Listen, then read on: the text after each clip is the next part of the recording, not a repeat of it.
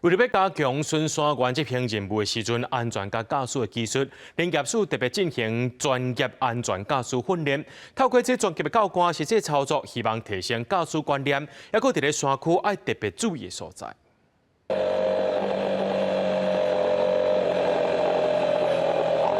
骑拍速的机车伫咧山区道路弯来弯去，佮爱随时注意关顶敢有土石流。对巡山员来讲，骑车毋但爱足专心的，而且除了爱面对高山的天气、温度，有时佮会拄着落雪。领事表示，巡山员这些名称是号做森林护管员。领事指出，因骑车的安全操作真重要，所以特别进行专业安全驾驶训练。特别是下雨天的时候，潮湿会有一些落叶，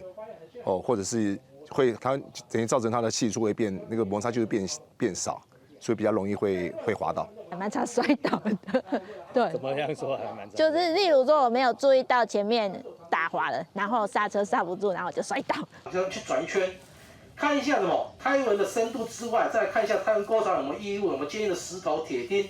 讲师专心解说，予学员了解，亲像出发进前的车辆安全检查，嘛是番予学员知影，安怎予拍速机车伫咧打东岸时，以免出去累残人着伤。因为坐山路，车无法度行，巡山员拢是骑拍速车来做工课。讲师透过实际操作，希望会当强化安全驾驶的技术。因为他们常常在山上面，比较不良路面的状况底下，没有铺装的路面上面做骑乘，那所以我们准备了像碎石路啊、像断叉的路面啊，等等之类的，让他们能够实际上面做骑乘，那去加强他们应对这种不良路面的一个能力。针对我们新进的护管员，尤其是女性的护管同仁呢，来进行一个安全教育的一个驾驶。藉由这样子的教育训练呢，我们希望能够减少在工作上的一